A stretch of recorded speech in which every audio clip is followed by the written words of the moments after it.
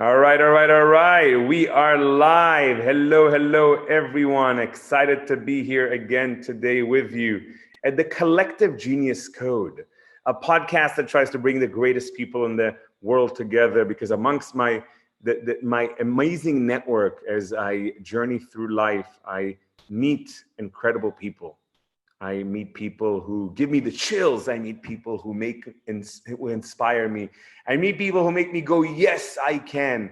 And I definitely meet people who help me understand that, yes, superhumans do exist. Today's guest is a person that came into my life by surprise through some beautiful introductions in my journey in Moscow. He came to me by surprise because at that stage of my life, I knew superhumans existed, but I never truly met one, and I never met someone who spent majority of their lives looking for them, meeting them, interacting with them, studying them. And amongst his journey, he's not just studied them, but he's been able to make an awesome documentary on them. He's been able to bring some of them to the Western world and see how they actually have these superpowers. Try to take these superpowers and teach the Western people, especially business people, how to become superhuman so they can deliver more greatness to the world. And I'm very excited about today's topic, the happiness ecosystem. So ladies and gentlemen, please help me welcome to this awesome podcast, my good friend, an amazing human being, David Verdesi. David, welcome. Yeah, thank you very much for the very enthusiastic introduction. I'm excited to have you on board, man. I know that you are a busy man. You are giving speeches all over the world. Even now on Zoom, you're still, giving the world something to wonder about when they go to sleep. You're constantly making documentaries. You're writing things. You're, giving so much to the world. Tell me, what is the most exciting thing you're working on right now in your life? We are working on this beautiful happiness ecosystem that works across, at the moment, 5 governments. And it's something that is going to go global, I hope, with next year already. And I'm going to jump right into it so that you have an understanding of why it's relevant to each one of you here. The very beginning of civilization, I would say, it turned around the thematics of how we can diminish our suffering, diminish our limitations, let's call it like this, diminish our stress, tension, and maximize our well-being. Okay. And now, when you diminish your limitation and you increase your well-being, the equation maximizes your happiness. Okay. So Aristotle, as the father of Western philosophy, decreed that the purpose of human life is eudaimonia, is literally to be happy, to find this happiness, which is a balance between what they call hedonistic happiness, that is materialistic happiness, the happiness that you have by having money and fulfill your desires and living the kind of life that you want, realizing yourself. So that's kind of called the hedonistic happiness, and the eudaimonic happiness, that is the happiness of the soul, the happiness of the mind. Okay.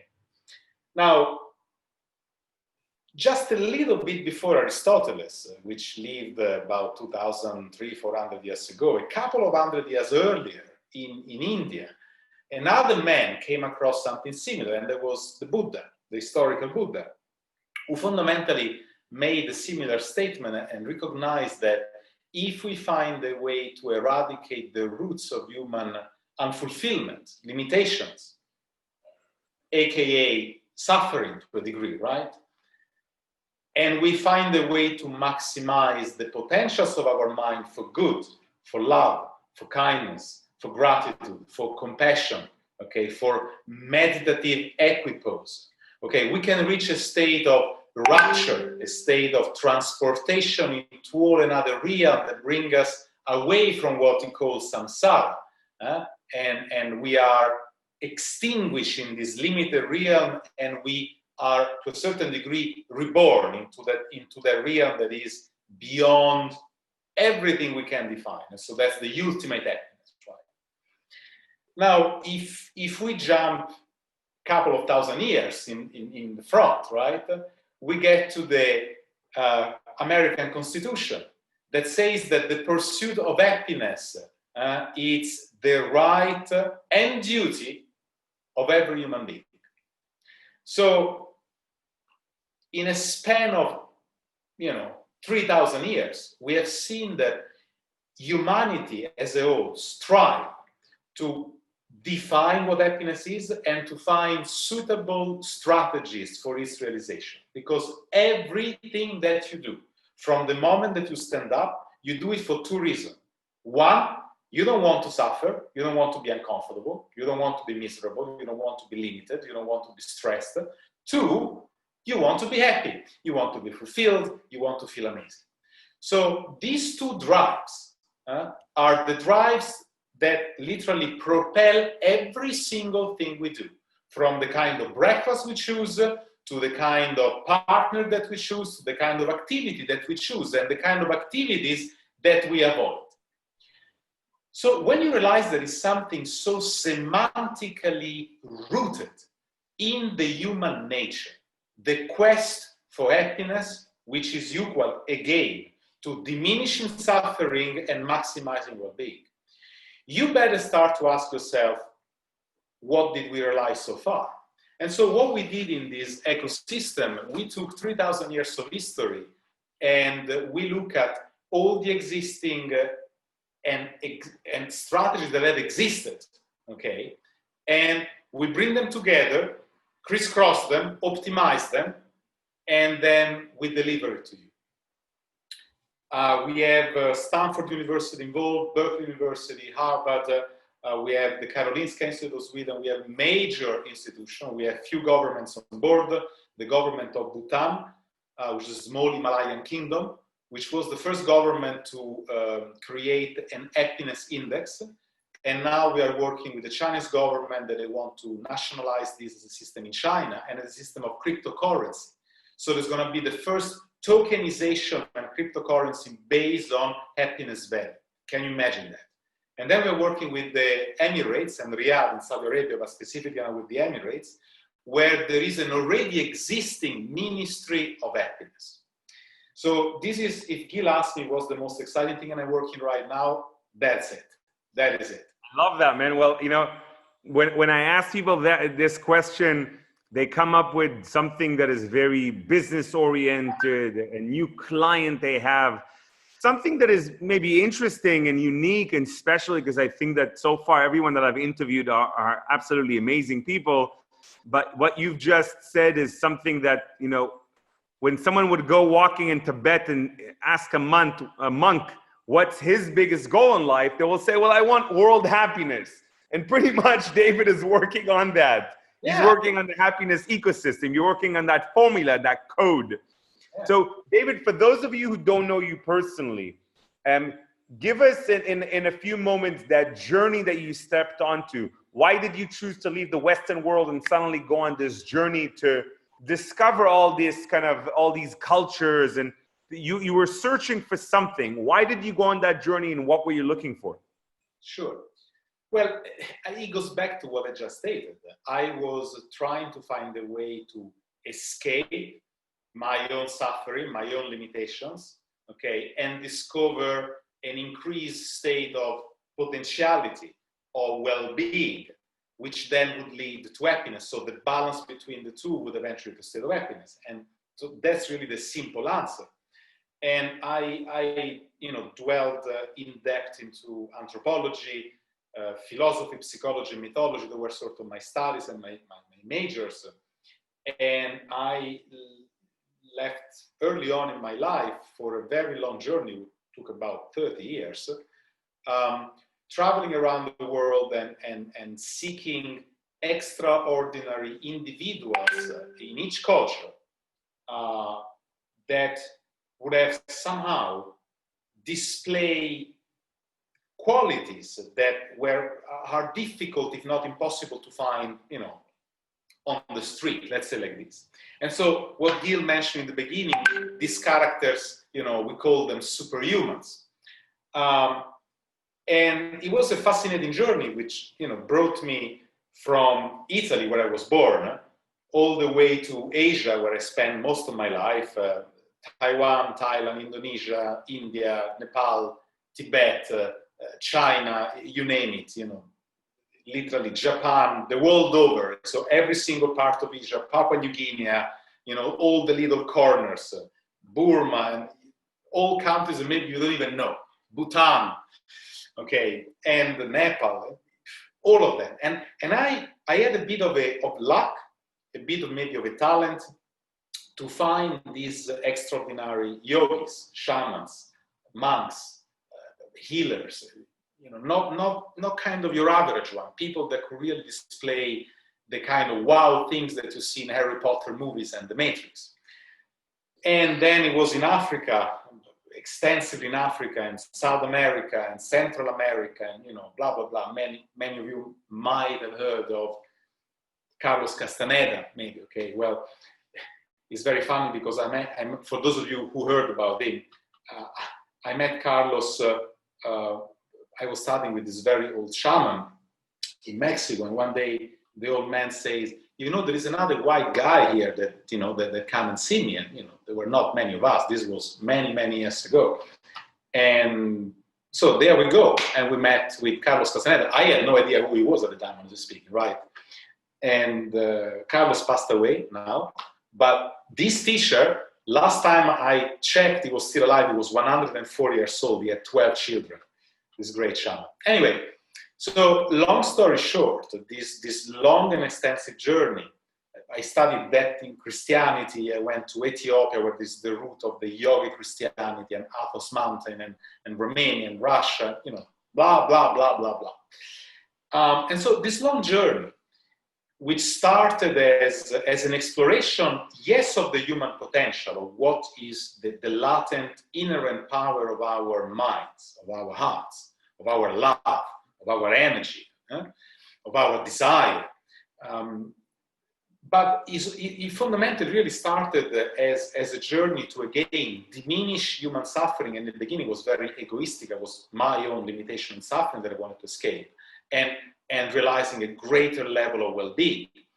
Now, many, many years later, I can say that it worked. It was not a linear journey. I made a lot of mistakes, detours, back and forth. Nowadays, I probably would do it very differently. If I would have to curate this journey for someone, I would make it much smoother. But the results were good. And so after these 30 years of ascesis, I spent years in silence in the mountains, alone in the jungle, eating only once a day. I went several months on eating prana, energy, without any physical food. I did all the kind of extreme ascesis you can imagine, okay? And then eventually when I came back, actually, I didn't want to come back. One of my teachers pretty much kicked me back. I was in Tibet, in the mountains, and, he sent me back, saying, everything is done. The only thing now I need to work on is compassion.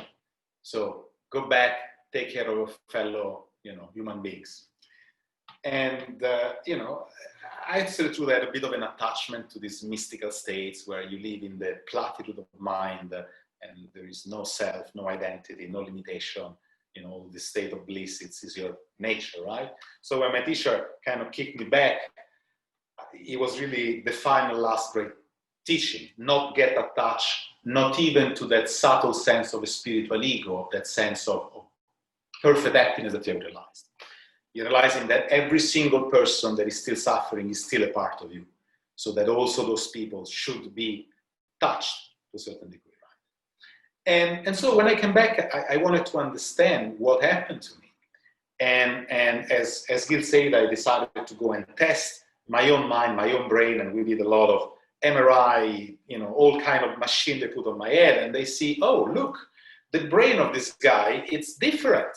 The way that he's wired and he's connected and the way that he fires is different. His hormones are different. His blood reading are different, right? So it's okay.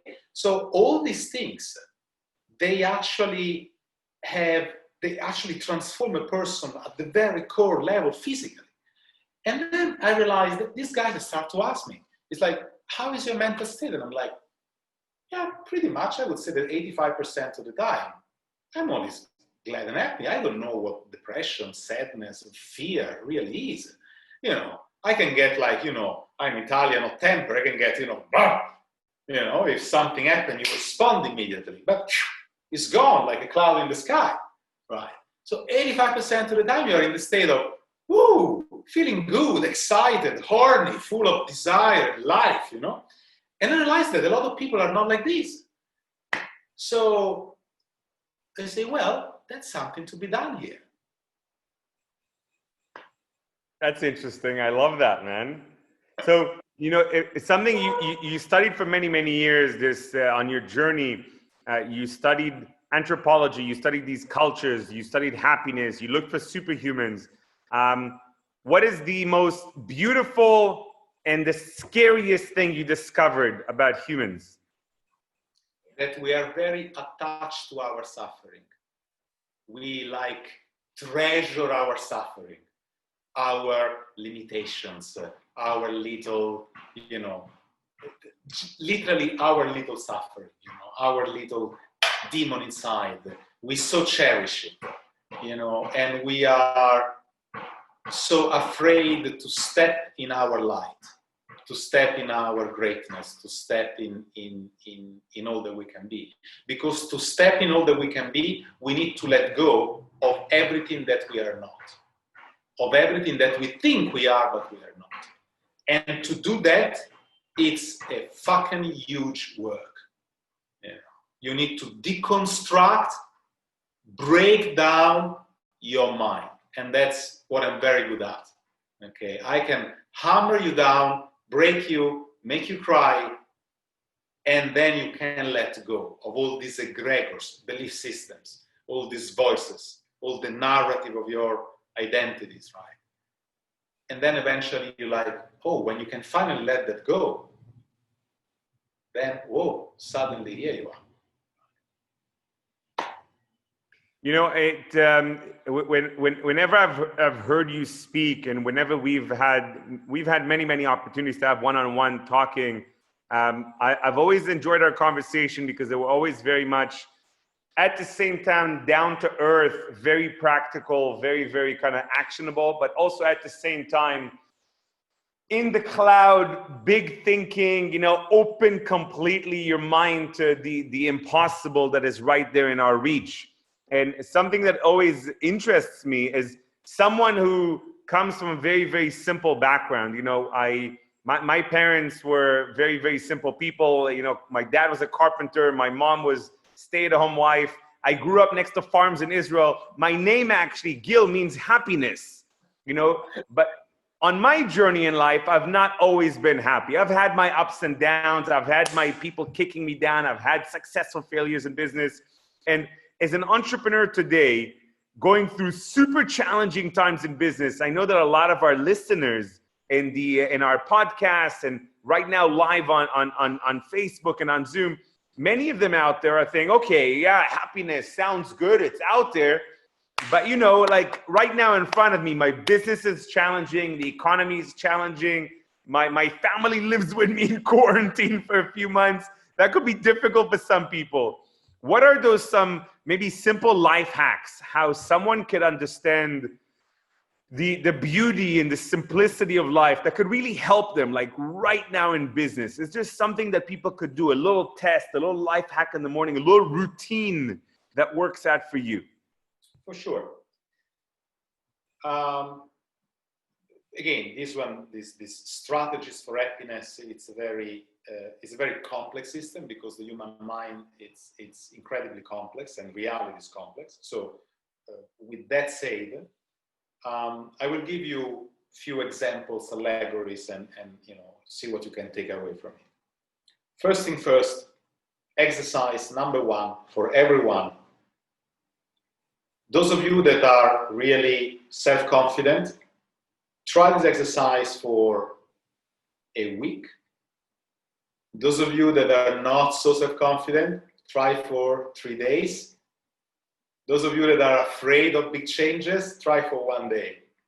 Okay? Do so that what you think, what you say, and what you do, it's one and the same thing. Do it for 1 week and your life will change. Probably you will lose a lot of people around you, probably for the best. What you think, what you say, and what you do, one. Not two, not three, one. That's the first thing. Okay. This is one of the greatest training, and it's part of a traditional sort of practice, which again probably goes back to the Buddha. But one of the most famous modern proponent of it was Mahatma Gandhi, who made it sort of his major teaching and practice, in his life. So I definitely encourage you to try this. It's incredibly simple and yet incredibly difficult. Okay.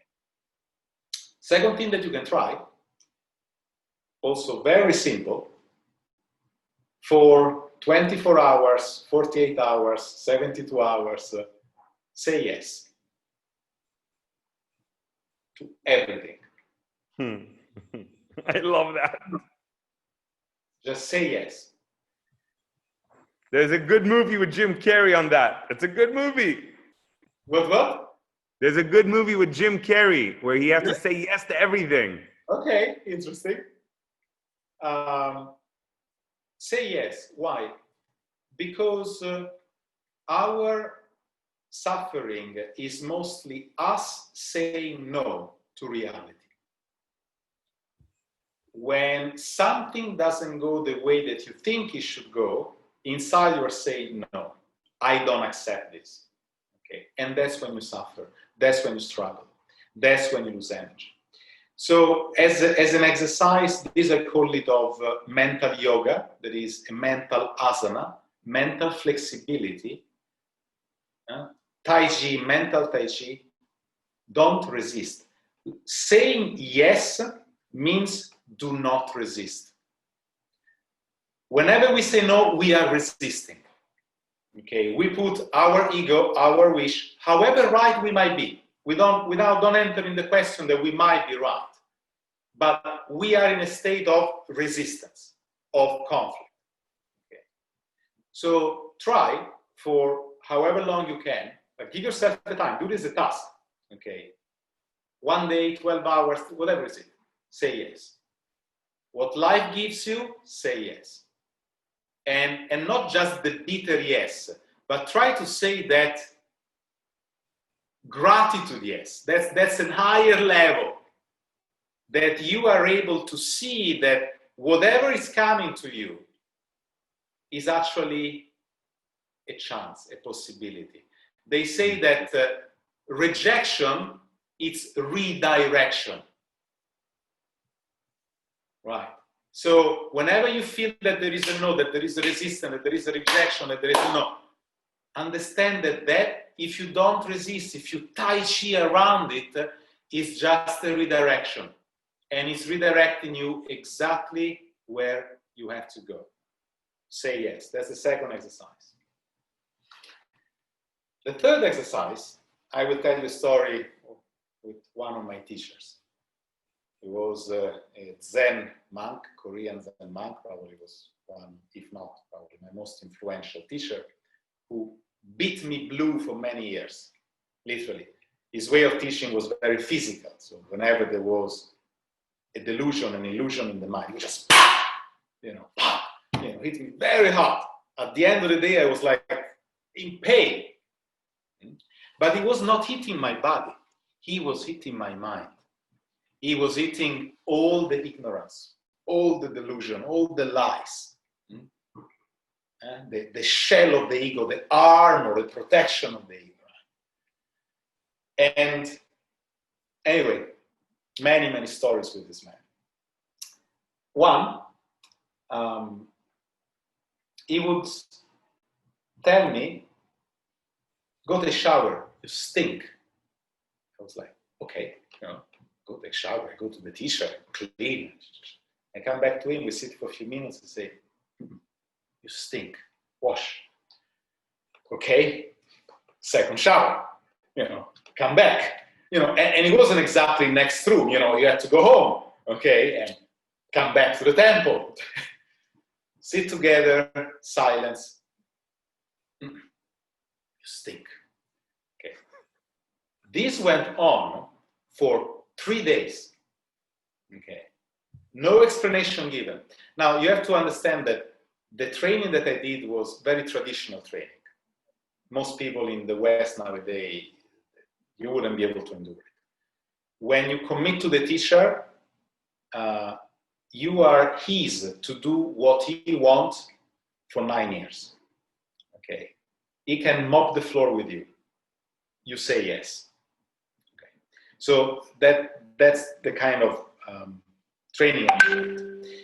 So anyway, after 3 days, so there is no question, okay, because every word, every action of the teacher is a teaching that you simply may or may not get. Anyway, after 3 days of this, I came back, okay, he's doing his game, fine. There is something that I'm not getting here, but I'm playing along. Going back to the temple, we sit, he look at me, and he say, how many times you wash your body in these days? I say, I think like 15 times in the past 3 days I took showers. And you still stink. Why? And I was like, man, I have no idea. Did it ever occur to you that you only wash your body? What about your mind and your heart? When is the last time you wash your heart? You are carrying the rotten smell of your pain, of your guilt, of your shames, of your fear, of your anger, of your hatred, of your envies, of your jealousy, of your pride, of your arrogance that have festered in there for God knows how many lifetimes. That is what you must wash. And for me, that was such a pivotal moment in my life because he gave a whole new framing and understanding of what I was doing. And so nowadays, when I pass it on to you, I would say, take it as a form of mental hygiene. You wash your teeth every day, you wash your body every day, wash your mind and wash your heart every day. How do you do that? There are many instruments. Now we don't need to go so much in depth. Prayer, mantra, 1,000 kind of meditation, doesn't matter. For now, whatever is it that you like to do. Wash your mind and wash your heart every day. I love that, man. I'm going to make sure that my team makes a note of this because I know that on the 26th of August, we have a very, very exclusive mastermind with you. I'm going to ask them to make sure that the first thing we cover in the mastermind is the routine of the daily washing of your mind and your heart because I'm super curious, man, and that's awesome. Wow, man. So I wrote down quite a few. Those are the 3 things, the 3 challenges I leave you with. That's a really, so the exercise one that you mentioned, I remember that actually you've said this to me in the past, and I personally always found it difficult to exercise. I'll be very, very honest, man. I'm not a lazy guy, but I found it difficult to go to the gym. I tried yoga, I tried different like martial arts and stuff. I know you've done over 100 martial arts that I know of. I've seen you do some moves, man. I've always found it very difficult to find that discipline. But when Corona actually hit, I understood that I need a very, very strong core. I need a very strong body because I'm not necessarily traveling around in the world as much. I'm sitting in front of a computer a lot more. I'm doing speeches like this instead of walking on a stage and engaging the audience. So I needed my body to be very strong. I found an awesome teacher here. But even with the teacher, the 5 times a week of practicing was not enough for me. So what I did personally is I set a big goal in front of me that I'm working out towards something, which I just did this past Friday night. I went up a mountain here, Mount Agung, an active volcano here in Bali. So to me, the exercise part where I completely agree, and I appreciate you've always told me, come on, Gil, come on. for me, I did it towards like this kind of this big goal. It was, again, for me, it was a mountain. You know, climb a mountain and come back down safely, which my body was definitely in some very healthy pain. Walking up this mountain, you cannot have any negative thoughts. You must clean your mind completely as you go up. It's a part of the practices here locally. And for those of you who could see my face now, it's a little bit red because I got an agun kiss. The sunrise and up in the mountain at 3,000 plus meters gave me a nice little kiss. And I love this saying yes to things. This is not easy for many people. I know that you're the kind of guy that says yes to a lot. You say yes to when people ask you for help. You're an amazing mentor. I've experienced it. I've seen people that you've completely changed their lives with, one personal coaching session. And it's not easy to get a coaching session with you, but you're a very, very giving, beautiful man. And I mentioned the movie with Jim Carrey because it's a funny movie where he needs to say yes, but you could see in a funny comedy how he goes through this incredible transformation through awkward situations because people are afraid to say yes because they might look silly. People are afraid to say yes because they might do something stupid. But when you say actually yes, so I've had that belief system when it comes to networking. When you meet people, I believe that in your mind, say yes to them. Yes, I'm curious about them. Yes, they're an amazing person. Yes, I want to connect with them. Yes, I know I could serve them. Yes, I know I could add value to them. And that's really helped me to build relationships in life. Now, for you personally, when it comes to happiness, because it's something that you speak about in such a profound way, happiness for most people is an emotion. It's a state of mind. Could happiness also be seen as a skill, a mindset that could be learned? How can I be happy when I have these things in my life? How can I be happy if I'm going through these things? Is that something that someone could learn and train their mind? And if so, what could they be doing to train their mind to be happy? The answer is yes. And again, it's interesting because Aristotle, he was the first to posit, actually, sort of the Buddha was the first to posit that that happiness fundamentally can be practiced and can be trained. So that's first answer. The second answer is, again, you need to create an ecosystem. So it's not just about one thing. Although one thing already makes a difference, but it's about creating strategies that very often are very tailor-made because there is a substrata, okay, like every person has their own sort of bioprints, their own microbiome, okay, their own brain signature. Not many people know that, but every person has his own very specific brain signatures, right? So the strategies and the ecosystem for happiness, we will come up with some general protocols, but ultimately it's going to be an extremely tailored system because you really need to take the person into account, his background, blah, blah, blah, blah, blah. And I would say that these three simple things that I just mentioned are already something that you can start to implement. And if you do it, it will definitely eventually train you to be happier, because with the first exercise, you become truer, okay? Truer to yourself, truer to others. First big thing, right? With the second exercise, you learn this mental yoga, this mental flexibility of fighting this tendency of rigidity of the mind and seeing possibilities, as you say, with gratitude, seeing and really seeing, not just being stupid about it, but seeing the possibility that is inside things that at first sight you would say no to, or you're like, okay. And the third one, logically, in whichever way, the idea of creating a routine, just like you wash your body, wash your mind and heart daily, I would say is the greatest contribution to it. So start with these three things and you will be an happier person. You need to do it consistently. It's like, going to gym.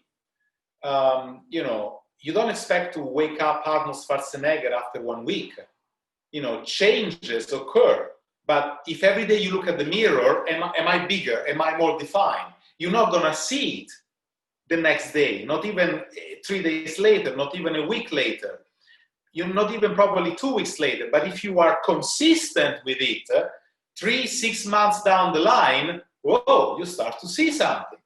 Okay, so, and that's the same thing for happiness. People say, oh, I want something to be happy quick now, pronto. Well, again, you know, you don't wake up Arnold Schwarzenegger pronto. So I can give you the strategies, I can create for you the ecosystem, but you will still need to apply yourself to it over a period of time for the necessary changes to take place, because these changes are physiological, because you start to produce different hormones. When you are stressed and unhappy, you produce a certain cocktail of neuropeptides and hormones, okay? And your cells, okay, have receptors on them. Okay, do you know that our cells have receptors?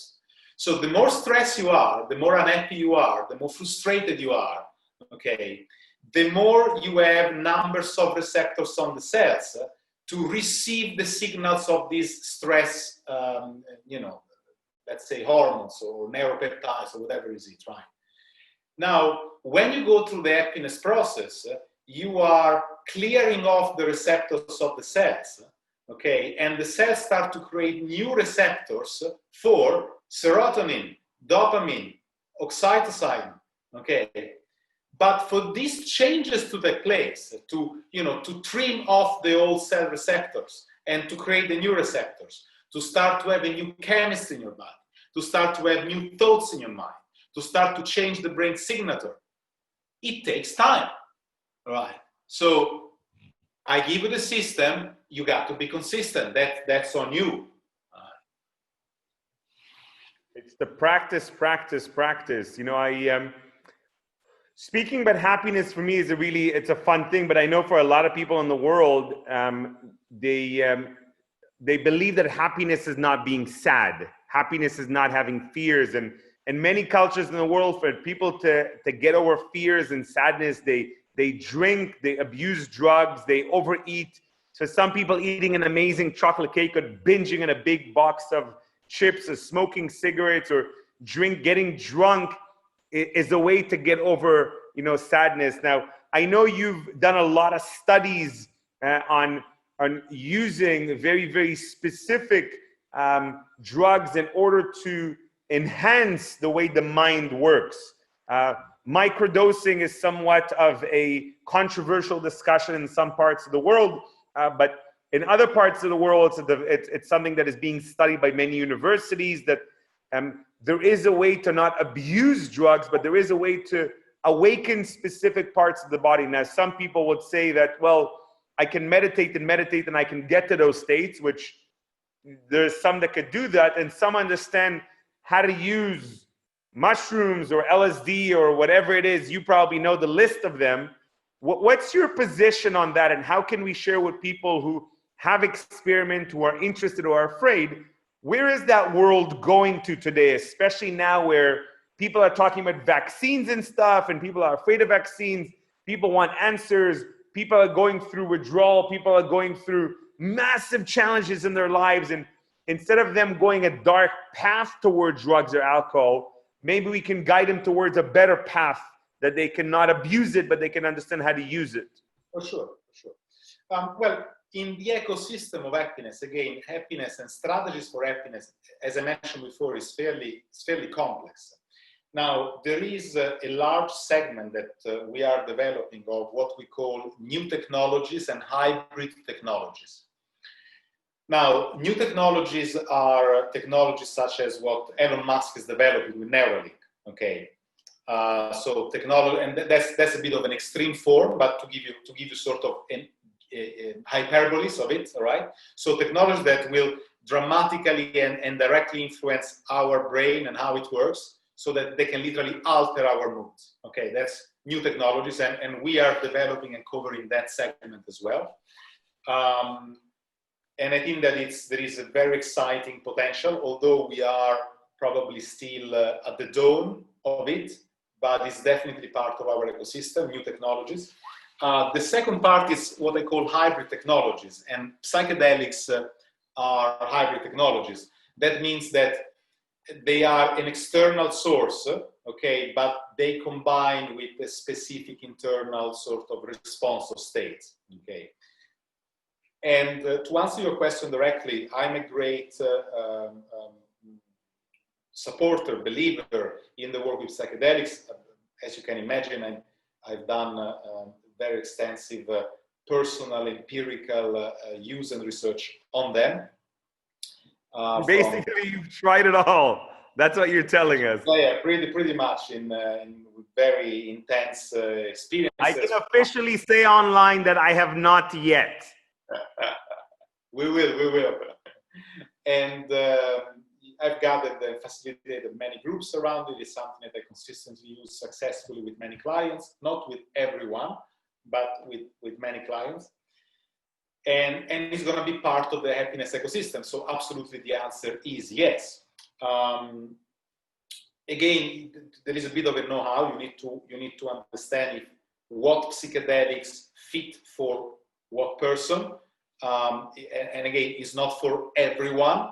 And then, of course, you need to have a bit of a know-how how to use it. It's microdosing, it's sort of regular dose. It's called heroic dosing, which are sort of very big doses. And then you need to know which specific practice connect with certain specific psychedelics. All right. So you need to know also different practices, different, let's say, meditations, let's say like this, right? They activate different parts of the brains. Now, different psychedelics, they work with different parts of the brains. So you need to know how to match them, how to use them together. It's not just popping down a pill. Okay, otherwise, that would have been easy. Everybody would already be happy. So again, those are fairly sophisticated strategies for happiness in the ecosystem, but the answer is yes, they are very effective.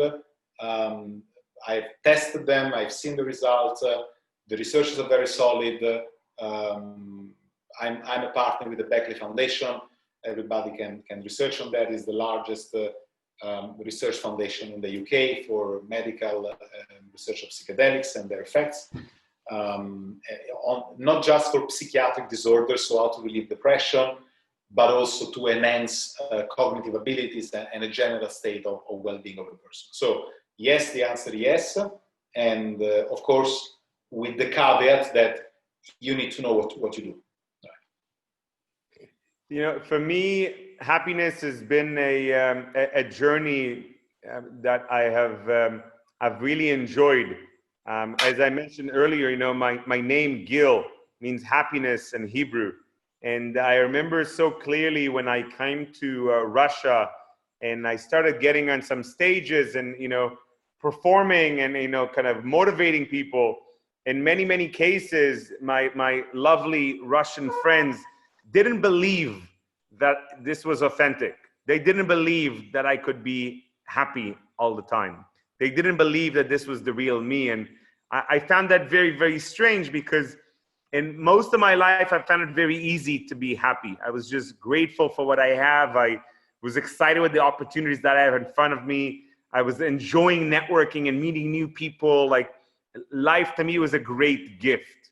Now, the Dalai Lama, I know, said happiness comes from within, and many people said that, it's happiness could be, if we choose to be, our default position. So 2 questions in one. One, what is the opposite of happiness, and can people kind of go through that? And what does it mean? How do we get out of that kind of opposite of happiness? And number 2, how do we help people understand the simplicity of happiness? Because for me personally, happiness it's not that difficult to be happy. Like, I don't get people who are so sad and upset in life. People pass away in life. We lose money, we lose business. We're unhealthy sometimes, but okay. It's like, I'm alive. I got my hands. I could see. I got food today. It's like so many reasons to be happy. Is it okay to not be happy? And what does that mean for people? This one is a very good question. I mean, as an anthropologist and a psychologist, I mean, when you look at behavioral psychologists, you would say that if you take the babies, okay, of any mammals, from bear to monkeys, you know, lions and tigers to humans. And if you observe the natural behavior of babies, you would say that babies are naturally and tendentially happy-going. Okay, so I would say that that is probably a very important signal that demonstrates that our basic tendency, if undisturbed, without stressors from outside or whatever is it, right? We can look at it in childhood. And so we naturally, every single one of us has a natural tendency to be good, to be happy, okay, to be in a state of joy. You know, the children, they may cry 5 minutes and then, you know, you show them, you dingle in front of them something and they, you know, they forget about all the stress and the pain and So there is this incredible ability that children have, right? And in Buddhism, they say that they are the best demonstration of, they call the monkey mind, that jump from one branch to another branch. And now they're crying and then you show them something else and oops, they go there, right? And they smile. And so this great ability that children have to, let's say, let go or literally let go or don't pay too much attention to these sort of negative states and be able to jump and be naturally pulled toward more pleasurable state of mind. And then the ability of children to fundamentally, not the ability, the condition that children display of being generally happy and playful says a lot on our natural configuration. So given the fact that we are, as a base, as a mammal species, quite happy at our start, then it's a matter of understanding the level of perceived or objective traumas that kind of undermine that. So the personal stories, the narrative, what Jung called the individuation of the self, right? It will become an individual. And that individual, it's marked by certain pivotal moments of history, which generally are painful, okay? Now, when we grow up, if we didn't grow up in a very organic way, these traumas, they overtake our natural joy and happiness, natural state, and we can become, you know, unhappy, right? Frustrated, angry, depressed, you know, blah, blah, blah, blah, blah. But however real it feels, there is a construct on top of our basic condition. So I go back to say that one of the big part of my work is to deconstruct, okay, these structures so that the natural condition that is under sort of can re-emerge. And this one, I hope that answered a bit your question.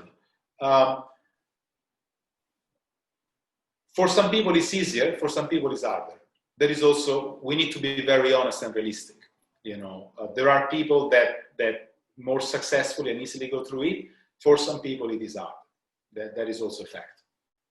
And that's where some of the hybrid technologies, such as psychedelics, or the new technologies, such as the specific brain body stimulations, they come very useful, are for people that are a little bit more resistant, people that have a very hardened sort of shell around, okay? You know, David, for many years now, I've been attempting to be one of the greatest students in the world in human networking. And by doing that, I've also become a teacher in the world in that. And I'm still finding myself a very young student. And in my belief systems, in order to find the greatness and happiness and prosperity and growth and anything that we want to achieve in life, we need to constantly look at the people who are around us. From your studies of different cultures, if people are looking to achieve happiness, what percentage is in their hands, truly in their control, and what percentage is because of the people that they have around them, that network that they have around them? This is a very, very good question. And if you do the first exercise that I gave you to do long enough, you will discover for yourself. Is this the one thing, do, think, and say? Yeah. Okay, really. That is going to help you to really understand what % of your happiness is, or of your unhappiness is dependent on the wrong network or the wrong circle of people around you. In terms of percentages, I don't know of any statistic study that looked at this, so any number would be sort of a random number. If we speak of how much depends on us, it probably depends on how advanced you are in your, let's say, personal practice, personal development. Logically, if you take a trained Buddhist nun or monk, actually, you know, we go back to Mahatma Gandhi, for example, right? I mean, it's a beautiful story. So someone who has worked at a certain level with his mind, Mahatma Gandhi underwent an urgent surgery of peritonitis, okay, without anesthesia, talking to the doctors, okay, for example. And so when someone arrives at that level, it's probably 90% you are in command of your happiness. There is very little that has power over you. The Buddha, one of the very many poignant, powerful sort of example that he gave, you know, when a monk asked him, you know, the teacher, how do we know that we are doing your bidding? How do we know that you know that we are practicing properly, that we really realize your teachings? He says, monk, I tell you, when you will be sitting in your meditation in the forest and some bandits arrive and start to mock you, you will remain undisturbed, full of loving kindness and compassion. And when that same bandit will come closer and start to throw you stones, you will remain unmoved, unperturbed, full of loving kindness and compassion. And when that bandit will come to you and seeing that you are unmoved will start to beat you up, you will remain unmoved, unperturbed, filled with loving kindness and compassion. And when that bandit, exasperated, will take out his knife and carve your flesh, you will remain unmoved, unperturbed, full of loving kindness and compassion. These, O monks, it's how you know that you are practicing, you know, my teachings. So I get goosebumps when I recite these things. So coming back to your question, it depends on your level. The more a person takes complete responsibility of their own mind, and this one, it's easy say, but not easily done. It requires hard practice every day over many years. The less external circumstances have power over you, people or circumstances. Okay.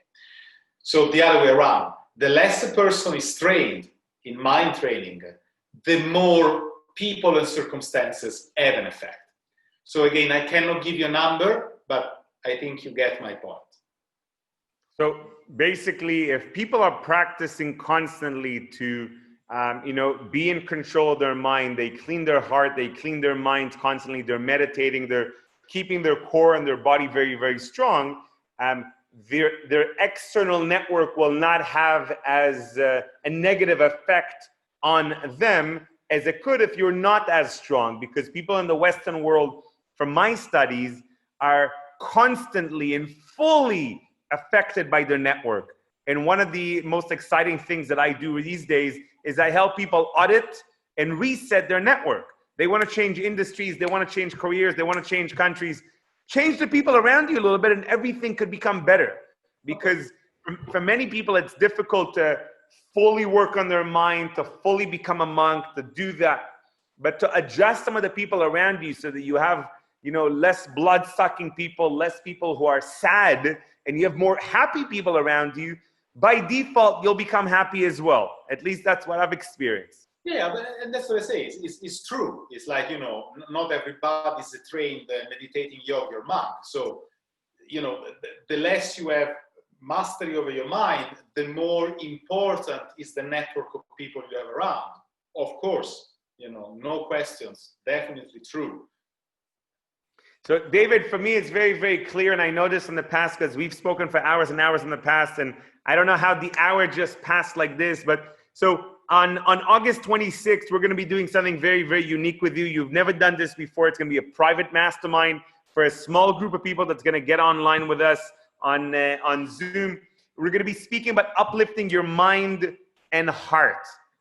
Can you tell us a little bit about what you would maybe want to for people to experience in this mastermind? Why maybe anybody would want to consider joining us? Gil, I'm sorry, but the line dropped. Could you repeat the beginning part? Yeah, of course. On August 26th, we'll be having a joint mastermind with you on uplifting your mind and heart. And today we spoke a lot about the ability to cleanse your mind and heart. So can you share in a few words what we would be covering during that mastermind on August 26th with people? Honestly speaking, I have no idea right now. Nice. That's exactly what I wanted to hear. It's going to be a surprise. It's going to be magic. I never prepare my talks. When we will open the thing, we will know. But for sure, perfect answer. Something good. Perfect answer. So basically, if you want to understand a lot more becoming a superhuman, understanding not how just to cleanse your heart and your mind, but how to uplift it. August 26th, my team is going to share the link in Zoom as well as on Facebook, so you all could join us. My last question to you, David, is how can I and everyone who's listening today or in the near future help you? How can I or anyone who is listening help me? Wow, that's a very good question.